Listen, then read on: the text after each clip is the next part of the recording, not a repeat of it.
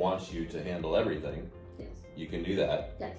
And what if someone says, hey, brother-in-law's a contractor, can he help with the footings, or is Yes, that something so that, we can go as little as selling the house okay, to permits to end of project. wow, okay, So we can do everything. If they have somebody that does concrete, they want to do concrete, like a walkway, we don't have to do that, but we can. okay. But We you have everybody to do everything, Sure, or we can do nothing but deliver the house. I mean, someone can do their own permits. A lot of times people are okay, comfortable doing their own permits, and so will help work with them to get them what they need for the permits, sure. and then they can run them themselves.